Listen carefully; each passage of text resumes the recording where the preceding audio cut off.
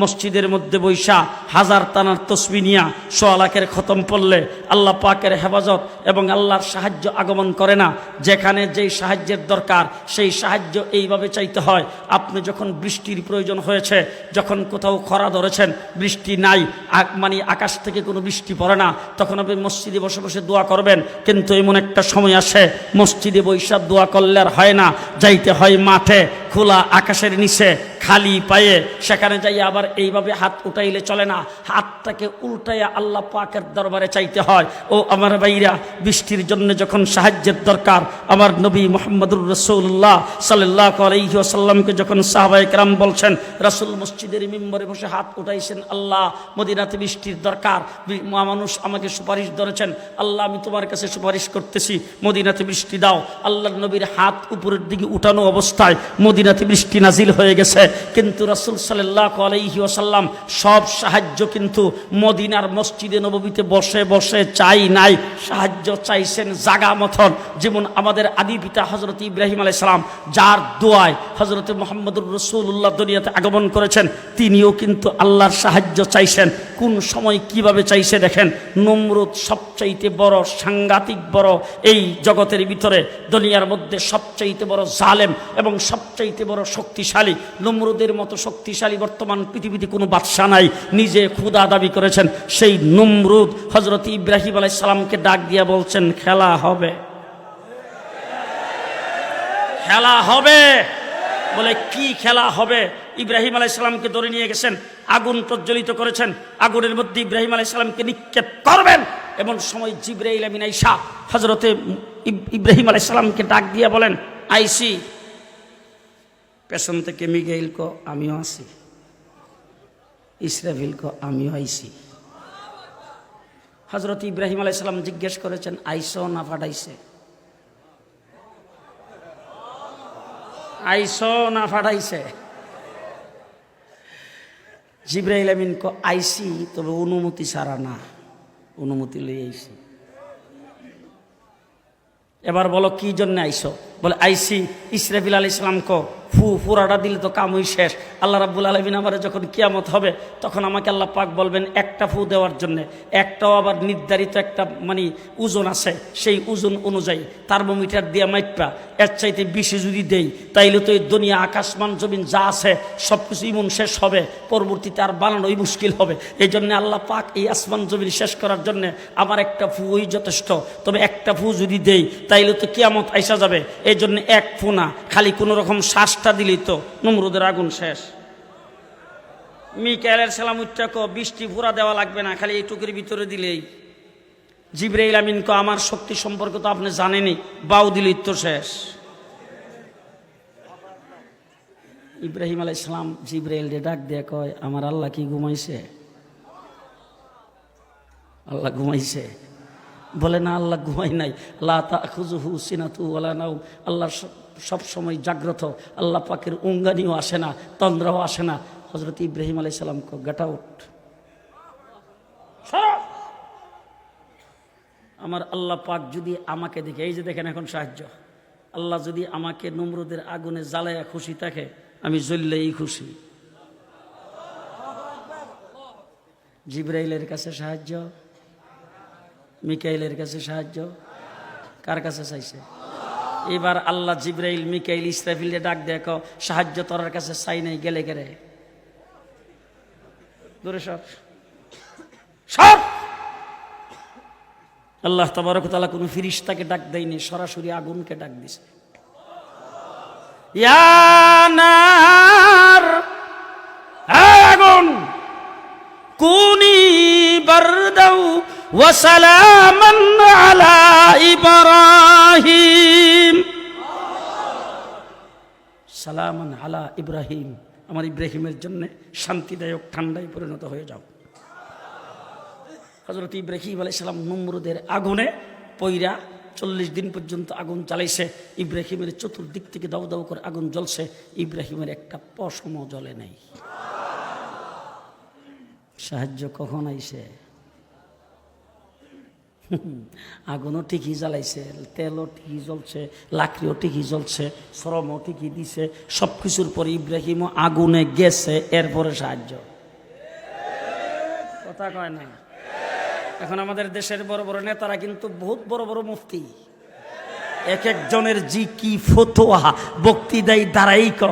জোনায়েদ বাবনগরী সাহেব হেফাজতের সভাপতি কেন হইল? হ্যাঁ, ইমুক কেন সেক্রেটারি হইল? ইমুক কেন হইল? হেফাজত করার কি দরকার? আল্লামা আহমদ শফি কি জন্য শাপলা চত্বরে আইলো? এই দিন ইসলামের হেফাজত তো করবেন আল্লাহ। মৌলবীরা কি পাগল হয়েছে নাকি? ইসলামের হেফাজত আল্লাহ করবেন, উনারা কি এর হেফাজত করেন? আমি জিজ্ঞেস করতে চাই, মদিনায় যখন রাসূল হিজরত করে গেছেন, আল্লাহ রাসূল সাল্লাল্লাহু আলাইহি সাল্লাম মদিনায় বসবাস করতেছেন, সেখানেও কিন্তু আবু জেহেল তারা হুজুরকে শান্তিতে থাকতে দেবে না। 1000 সৈন্য সামন্ত নিয়া মদিনাবাসীকে আবু জেহেল ডাক দিয়া বলছেন, আসো খেলা হবে। মদিনাবাসীকে আবু জেহেল ডাক দিয়ে কইছে, আসো খেলা হবে। সাহাবায়ে কেরাম যাইয়া আল্লাহর নবীরে ডাক দিয়ে কয়, হুজুর আবু জেহেল দিকেও খেলা হবে। আল্লাহর নবী ডাক দিয়ে কয়, আল্লাহও খেলার হুকুম দিছে। সুবহানাল্লাহ কয় না? 13 বছর পর্যন্ত নির্যাতিত হয়েছি, আল্লাহ পাকের পক্ষ থেকে খেলার হুকুম আসে নাই। এখন আর নির্যাতন নয়, নির্যাতনের মোকাবেলায় উচিত জবাব দিতে হবে। বাস, আবু জেহেল ডাক দিছে, খেলা হবে। আল্লাহ রাসূল সাল্লাল্লাহু আলাইহি সাল্লাম বলেন, খেলার জন্য নামতে হবে। যেই কইছে নামতে হবে, কানা খুরা আতুল্লুলা যা আছে সবাই মসজিদে নবীর সামনে হাজির। রাসূল সাল্লাল্লাহু আলাইহি সাল্লাম কয়, এটা কি তাবলিগ জামাত পাইছ? মসজিদে বইবে সই উসুল বয়ান করা এইসব না। ওখানে যাইয়া অস্ত্র না থাকলে অন্তত কিল ঘুষি হইলেও দেওয়া লাগবে। এই সবাই যাওয়া যাবে না, লাইন সোজা করে খারো, কাতা সোজা করে খারো, মাপ দিমু, যাচাই করমু, বাছাই করমু, তারপরে নিমু। ছোট ছোট দিলে বাচ্চাও গেছিল যুদ্ধের ময়দানে যাওয়ার জন্য।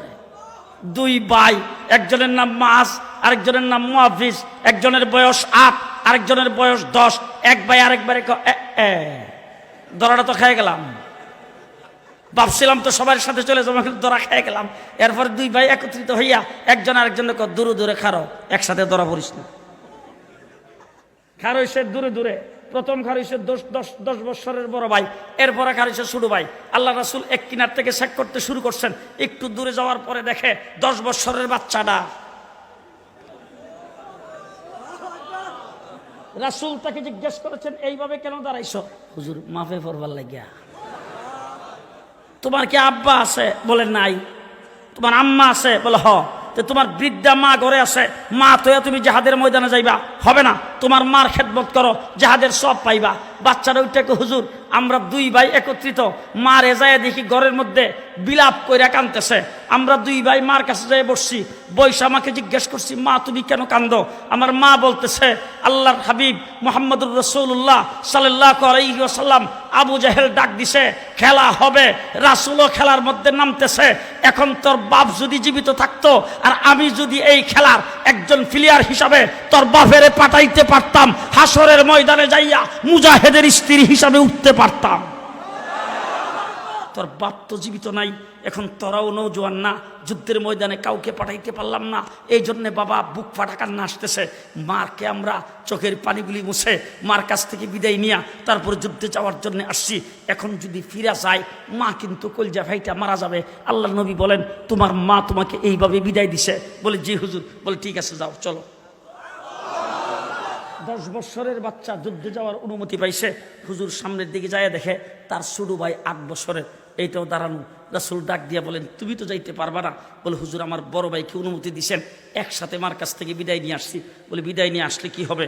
তোমার বড় ভাই দেখো দেখতে শুনতে একটু স্বাস্থ্যবান দেখা যায়, বয়সও তোমার থেকে 2 বছরের বেশি, আর তোমার দেখতেও ছোট দেখা যায়, বয়সও 2 বছরের কম, তুমি যাইতে পারবা না।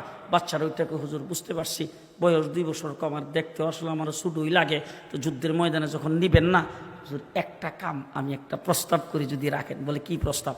বড় ভাইয়ের লগে আমার একটু কুস্তি লড়াইয়া দেখেন, যদি আমি কুস্তি লড়ে পারি। আল্লাহ নবী কো, তুমি তোমার বড় ভাইকে কুস্তি লড়ে হারাইতে পারবো? হুজুর যদি পারি, একটু পরীক্ষামূলক। আল্লাহ নবী কো, ঠিক আছে আসো দেখি। বড় ভাইরে ডাক দিয়েছে, 2 জনকে একসাথে খাড়া করছে। খাড়া করে রাসূল সাল্লাল্লাহু আলাইহি সাল্লাম সাহাবায়ে কেরাম তাকাই রইছে, হুজুরও তাকাই রইছে। এখন ছোট ভাই বড় ভাইরে চোখে চোখে তাকাই ইশারা দিয়ে কো, ভাই আসলে তো তোমার গায়ে শক্তি বেশি, তুমি আমার থেকে 2 বছরের বড়, তুমি যদি আমারে শক্ত কইরা ধরো তাহলে তো আমি জাগাতই ফেল, তুমি আমার আস্তে করে নরম করে ধরবা, আর আমি ধাক্কা দিছি মাত্রই তুমি ইচ্ছা করে নিচে পড়ে যাইও। দুইজনের মধ্যে চুক্তিপত্র হয়ে গেছে। ছোট ভাই বড় ভাইরে ধরছে, দইরা ধাক্কা দিয়ে এই বড় ভাইয়ের নিচে ফেলায়া ছোট ভাই লাভ দিয়ে ওইটা হুজুর এবার বলেন দেখি আল্লাহ নবীকে চলো। 313 জন, কয়জন? 1000 খেলোয়াড়দের মোকাবেলায় 313 জন। অস্ত্র জি, সামানপত্র। রমজানের মাস, রমজানের 17 তারিখ শেষ রাত্রের বেলা সেহরি পেট ভরে খাইতে পারে নাই, পেটে প্রচণ্ড খিদা নিয়া আমার রাসূল সাল্লাল্লাহু আলাইহি ওয়াসাল্লাম 313 জনকে মাঠে খালি হাতে অস্ত্রবিহীন 1000-এর মোকাবেলায় রাসূল সারছেন। সাইরা আল্লাহ পাকের দরবারে হাত উঠাইছেন, ইয়া হাইয়্যু ইয়া কাইয়্যুম, ইয়া হাইয়্যু ইয়া কাইয়্যুম। আল্লাহ 313 জন আমার জিন্দিগির ফসল। এই 313 জনকে প্রস্তুত করার জন্যে তাইফের জমিনে বৃষ্টির মতো পাথরের আঘাত খেয়েছি। আল্লাহ 313 জনকে প্রস্তুত করার জন্যে রাস্তা দিয়ে 13 বছর ঠিকমতো হাঁটতে পারি নাই, আমার রাস্তায় কাঁটা বিছায় রাখা হতো। ও আল্লাহ 313 জনকে প্রস্তুত করার জন্যে আমি হারাম শরীফের সেজদায় ঠিক মতন যাইতে পারি নাই। সেজদার মধ্যে উটের পচা নারী বুড়ি এনে আমার মাথার উপর রাইখা দিয়েছেন। ও আল্লাহ 313 জনকে প্রস্তুত করতে যাইয়া আমি 4 বছর পর্যন্ত সোয়াবে আবি তালেবের মধ্যে গাছের পাতা খাইয়া কাটাইছি।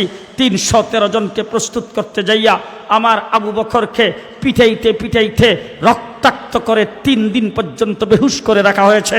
এই 313 জনকে প্রস্তুত করতে যাইয়া আমার কালো বেলালকে উত্তপ্ত বালির মধ্যে শেষরানো হয়েছে, বুকের মধ্যে পাথর চাপা দিয়ে রেখেছেন। আল্লাহ 313 জন আমার 13 বছরের ফসল, তারা যদি আজকে 1000-এর মোকাবেলায় শেষ হয়ে যায়, আগামী দিনে ঢাকার সোনারগাঁ ইসলাম পৌঁছবে না।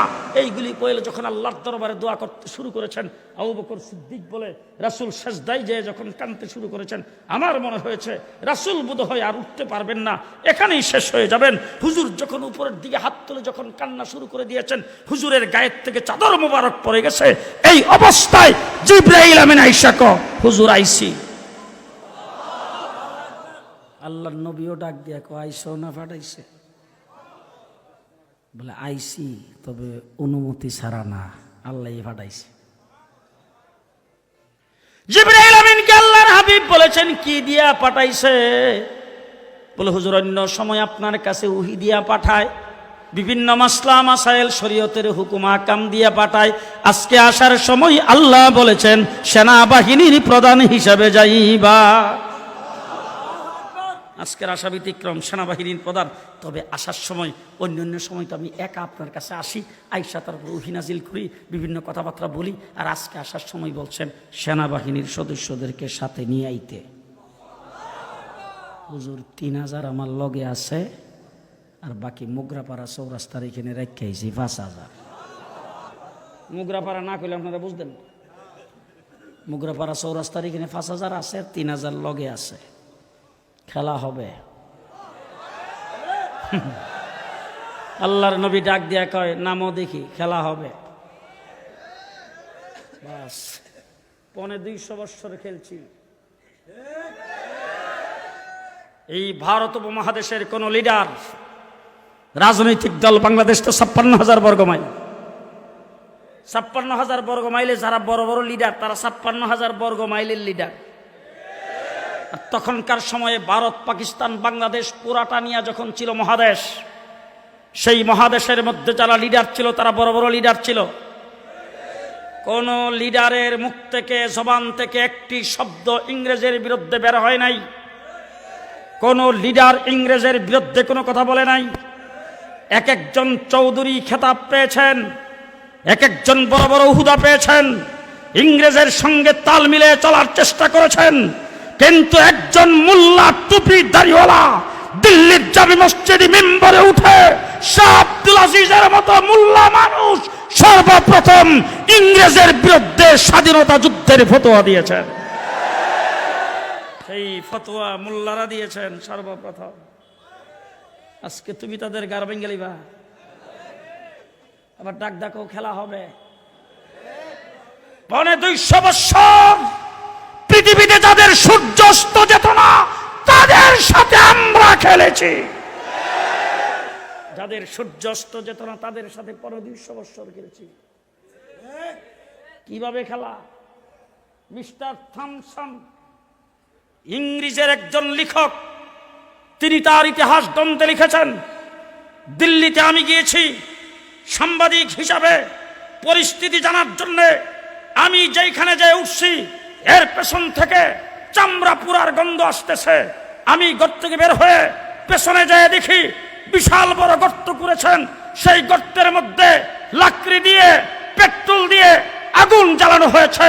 আমার চোখের সামনে 80 জন আলেমকে এনে জামা কাপড় খুলে বিবস্ত্র করে উলঙ্গ করে লাইন ধরে খাড়া করা হয়েছে, হাত পেছনের দিকে বেঁধে। তারপরে একজন তাদের সামনে দাঁড়ায় বলছেন, এই মৌলবীর দল, তোদের 80 জনের মধ্যে একজন দাঁড়ায় বলবে 1857 সালের সেই কাসেম নানতুবি রহমতুল্লাহ আলাইহির ইংরেজ বিরোধী স্বাধীনতা যুদ্ধে আমরা অংশগ্রহণ করি নাই। এই 80 জনের ভিতরে একজন যদি বলস, অথবা আমরা সেটাকে সমর্থন করি না, একজন যদি বলস, 80 জনকে এইখান থেকে ছেড়ে দেওয়া হবে, 80 জনকে মাফ করে দেওয়া হবে। এই কথা বলার পরে মিস্টার থমসন লেখেন, আমি অবাক হয়ে তাকে রইলাম। এই 80 জনের ভিতরে প্রত্যেকটা মানুষকে আগুনে ফেলে আগুন দিয়ে জ্বালায় দেওয়া হলো। তারা এই কথা অস্বীকার করে নাই, অর্থাৎ আগুনে জ্বলে গেছে, ঈমান বিক্রি করে নাই। এইভাবে 250 বছর ইংরেজের বিরুদ্ধে লড়াই আমরা করেছি। আমাদের গার ভেঙে দিবা? হাই হাই হাই, আমাদের সঙ্গে খেলবা? আমরা কারা? আফগানিস্তানের দিকে তাকাইয়া দেখো, 19 বছর পর্যন্ত বিশ্বের পরাশক্তি আমেরিকার সাথে মার খাইতে খাইতে প্যান্ট খুইলা যখন জাঙ্গা পয়রা সারছে মিস্টার ট্রাম্প, তখন গত ফেব্রুয়ারি মাসের 29 তারিখে মিস্টার ট্রাম্প বলছেন, আপনারা সন্ত্রাসী না, আসেন কাতারের দোহাই আপনাদের সঙ্গে বসে চা খাই। কার গার ভেঙে দিবা? কার সঙ্গে খেলা হবে? পরিষ্কার ভাষায় বলতে চাই, আমরা আমাদের কাল্লা কাঁথায় দিতে পারি, আমাদের সিনার ভিতর থেকে ঈমান বের করতে পারি না। বাস, খেলা চলছে। 3000-এর ফিরিস্তার বাহিনী নিয়ে জিবরাইল নামছেন মাঠে। আল্লাহর নবীর দরবারে সাহাবী দৌড়ে এসে বলছে, হুজুর আওয়াজ শুনি, মানুষ দেখি না। রাসূল বলেন, কি আওয়াজ শুনেছ? বলে, ইয়া হাইজুম আকবিল আকবিল আকবিল, আগে বাড়ো আগে বাড়ো আগে বাড়ো। বলে, হুজুর আওয়াজ শুনি, মানুষ দেখি না। আল্লাহর নবী ডাক দিয়া বলেন, হাইজুম জিবরাইল আমিনের গোরার নাম। জিবরাইল আমিন তার গোরাকে যুদ্ধ পরিচালনা করার জন্য, আগে বাড়ার জন্য জিবরাইল হাঁক ডাক দিয়ে বলতেছেন। 70টারে দুইটা লইছে আর 70টারে কুবাইলিছে, আর বাকি একটারও পরনে কাপড় নেই। ঘুমাইছে যে একটারও পরনে কাপড় নাই। 70টারে ধরে লইছে, 70টারে জবাই করে লিছে। জায়গায় খেলা হবে।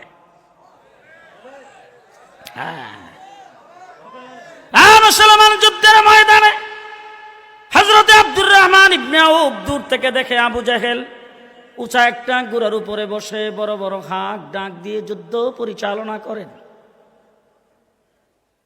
আব্দুর রহমান ইবনে আউফ মনে মনে ভাবতে শুরু করেছেন, দেখি আমার আশেপাশে কোনো শক্তিশালী মুজাহিদ আছে কিনা। আবু জাহেলের উপর আক্রমণ করতে হলে কয়েকজন একত্রিত হইয়া আক্রমণ করা লাগবে, একা করা যাবে না। ডাইনে বামে যখন তাকানো শুরু করেছেন, এমন সময় ছোট ছোট দুইটা বাচ্চা দৌড়ে এসে আব্দুর রহমান ইবনে আউফের চেহারার দিকে তাকায়, চাচা। আবু জাহেল সাহেব রে চিনেন? হযরত আব্দুর রহমান ইবনে আউফ বলেছেন, আবু জাহেল দিয়া তোমরা কি করবে?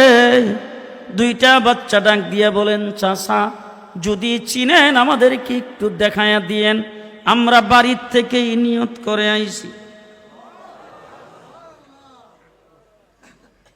হযরত আব্দুর রহমান ইবনে আউফ আঙ্গুলের ইশারায় দেখাচ্ছেন, ওই যে দেখা যায় উঁচা গোড়ার উপরে, এটাই আবু জেহেল।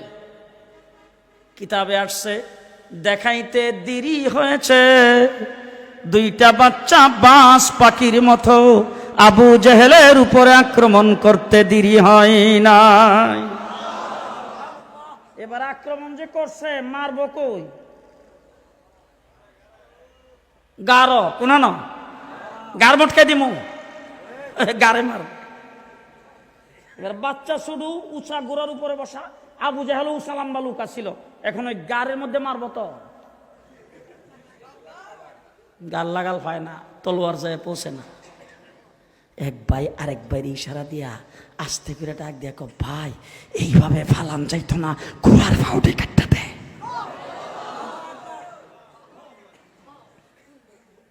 গোড়ার পাউ যখন কেটে দিয়েছেন, আবু জেহেল যখন নিচে পড়ে গেছেন, দুই ভাই আক্রমণ শুরু করে দিয়েছে। হযরতে আব্দুর রহমান ইবনে আউফ, হযরতে আব্দুল্লাহ ইবনে মাসউদ দূর থেকে যখন দেখছেন আবু জেহেল পড়ে গেছে, ঘোড়া দৌড়াই এসে লাফ দিয়ে আবু জেহেলের উপরে পড়ে বুকের মধ্যে সোয়ার হয়ে বসেছেন। এবার শেষটা শুনেন। দুইটা বাচ্চা তখন রাসূল সাল্লাল্লাহু আলাইহি ওয়াসাল্লামের দিকে যাইতেছে, খুশি না বেজার?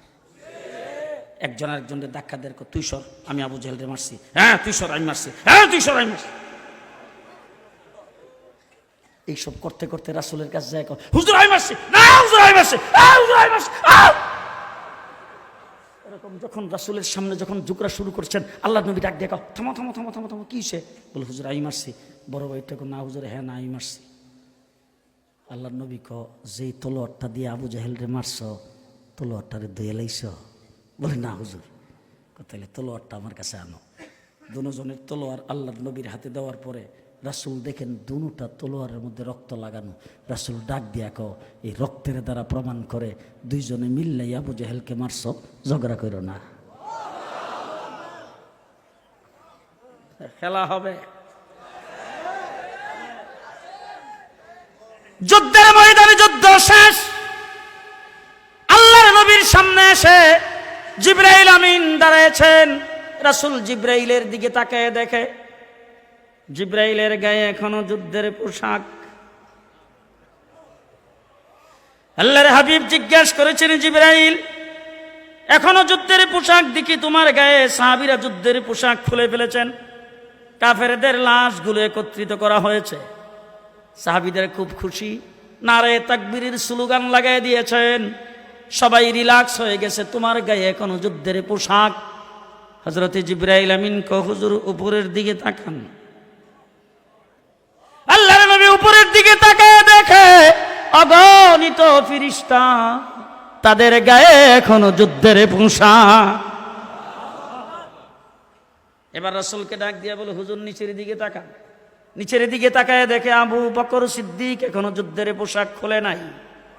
হযরত আবু বকর সিদ্দিক যুদ্ধের পোশাক খুলে নাই।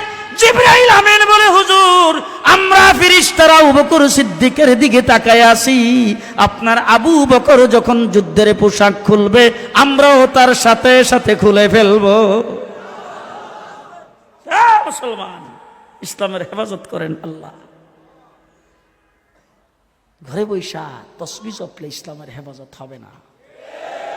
ইসলামের হেফাজত আল্লাহ করবেন, তবে আমাদের হিম্মত আগে দেখবেন, তারপরে সাহায্য আসবে। ঠিক না বে ঠিক?